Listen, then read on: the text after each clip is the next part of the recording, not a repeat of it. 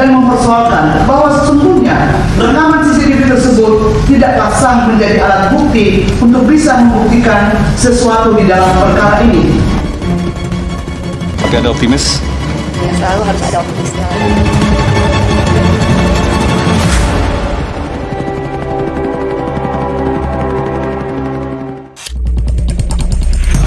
Kasus pembunuhan es kopi sianida kembali bergulir. Jessica Kumala Wongso kembali mengajukan peninjauan kembali. Upaya hukum luar biasa ini merupakan salah satu upaya Jessica untuk mencari keadilan.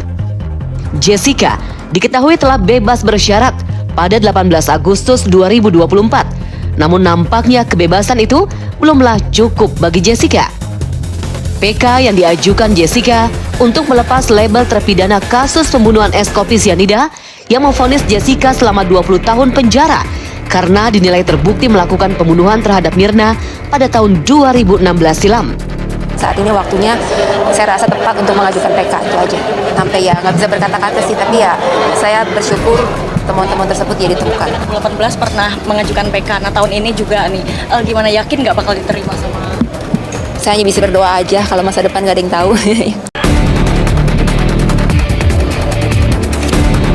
PK ini merupakan PK kedua yang diajukan oleh Jessica setelah yang pertama pada tahun 2008 lalu ditolak Mahkamah Agung.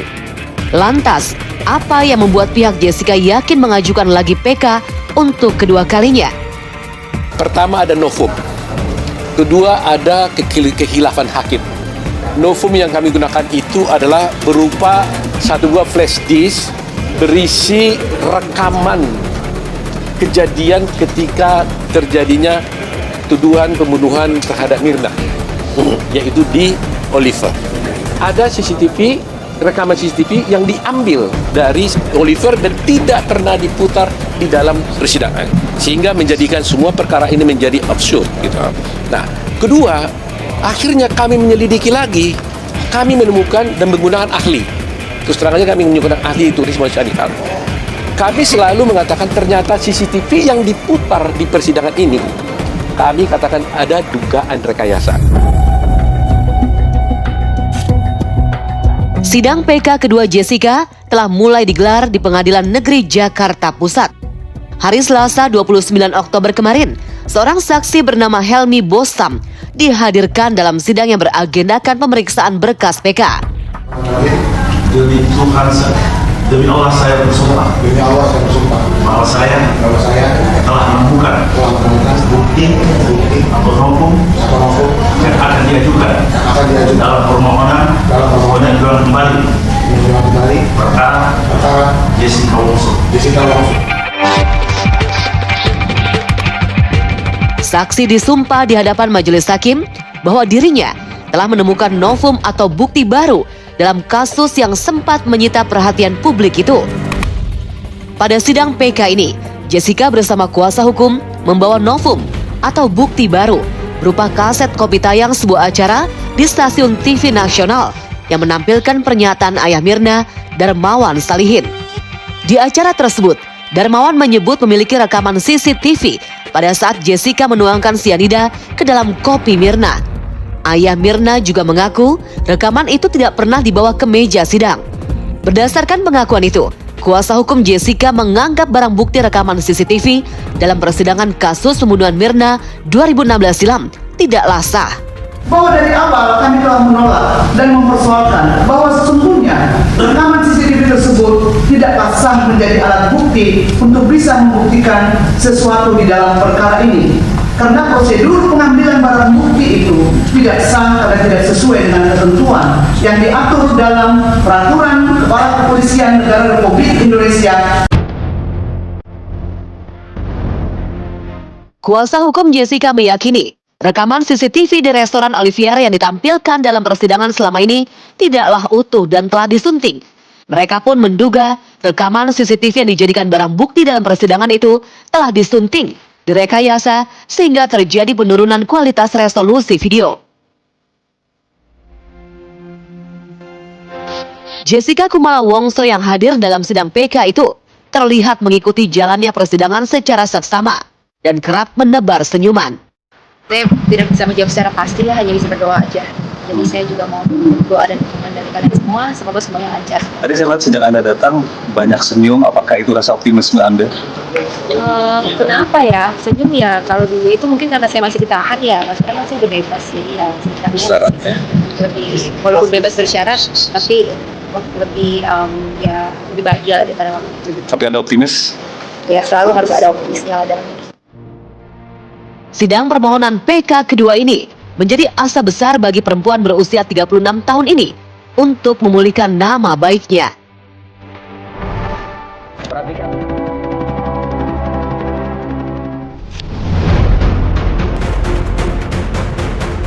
Kasus pembunuhan es kopi sianida beberapa tahun silam menjadi perhatian publik. Jessica Kumala Wongso diketahui telah menempuh semua upaya hukum. Dinyatakan bersalah di pengadilan pertama, Jessica kemudian mengajukan banding hingga kasasi. Namun majelis hakim tetap menjatuhkan vonis bersalah pada Jessica atas pembunuhan terhadap Mirna Salihin.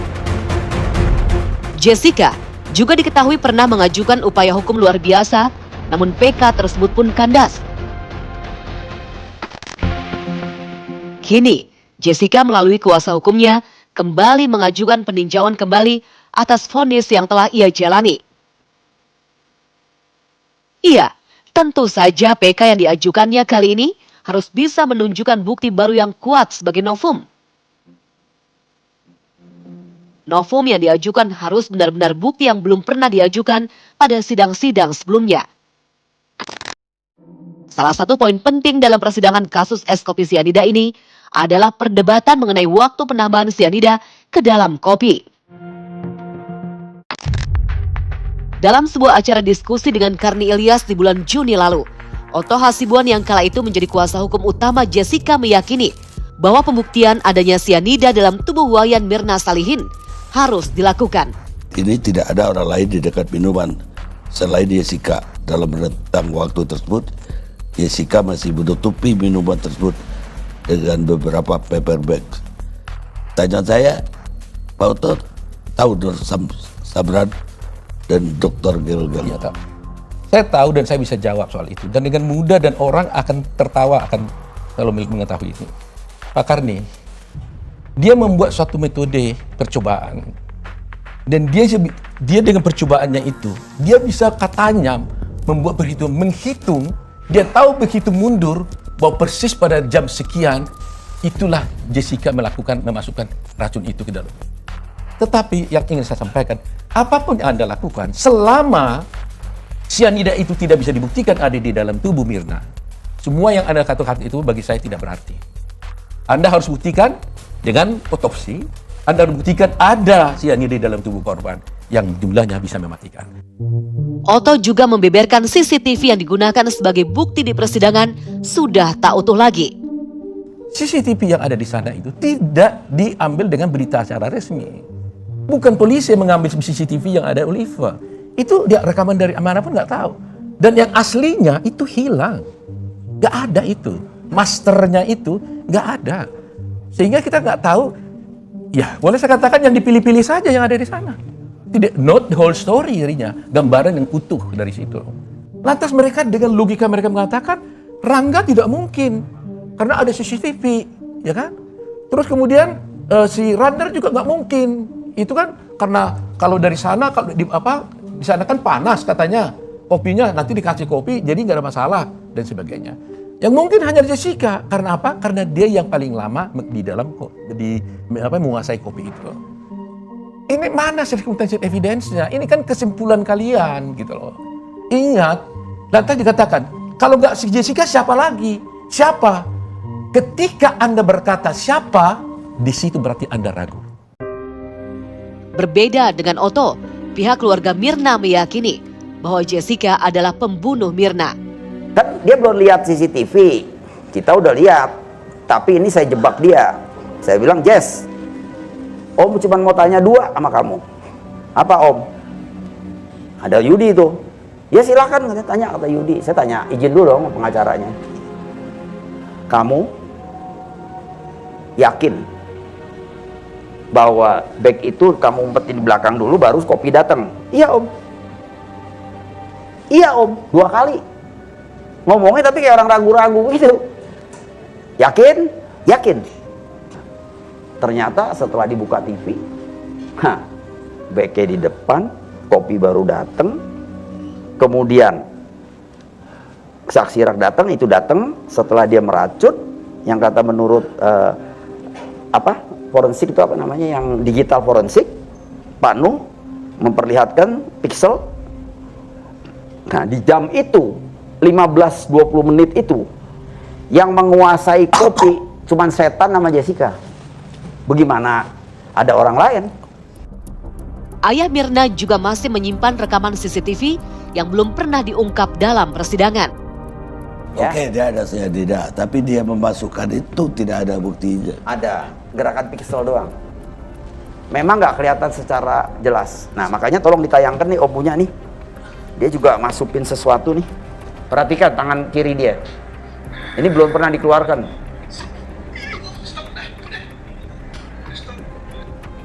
Kenapa kita nggak keluarkan dulu waktu sidang? Kita nggak mau dia dihukum mati. Jessica ini udah jelas penjahat. Dia bunuh Mirna. Mau diomongin sejuta kali juga saya pasang badan lah. Pokoknya udah pasti dia yang bunuh.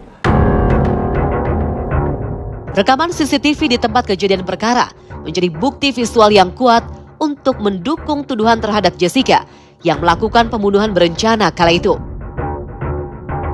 Bahkan penambahan sianida ke dalam kopi Mirna sebelum korban tiba juga tercatat menjadi fakta di dalam persidangan tahun 2016 lalu. Mengenai pengujian sebenarnya sudah ada pengujian dalam berita acara pemeriksaan laboratorium forensik ya. Ketika dilakukan pengujian tentang waktu masuknya racun itu berbarengan dengan pengujian terhadap reaksi sianida terhadap kain. Kalaupun di pengujian waktu masuknya racun dalam kopi kan sebenarnya sudah dijelaskan antara 16.30 sampai 16.45 diperkirakan waktu masuknya racun ke dalam kopi. Bagi keluarga Mirna, vonis majelis hakim merupakan bukti bahwa Jessica adalah orang yang paling bertanggung jawab atas kematian Mirna dengan cara meracun. Namun nampaknya kasus pembunuhan es kopi sianida ini belumlah usai. Jessica Kumala Wongso masih mencari keadilan bahwa ia bukanlah pembunuh Mirna.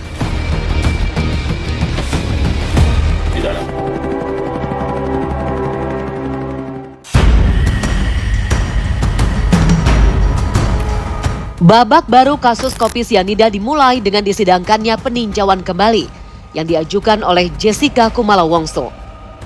Upaya demi upaya hukum terus dilakukan Jessica meski ia telah bebas bersyarat pada 18 Agustus 2024 lalu dan akan bebas murni pada 27 Maret 2032 nanti.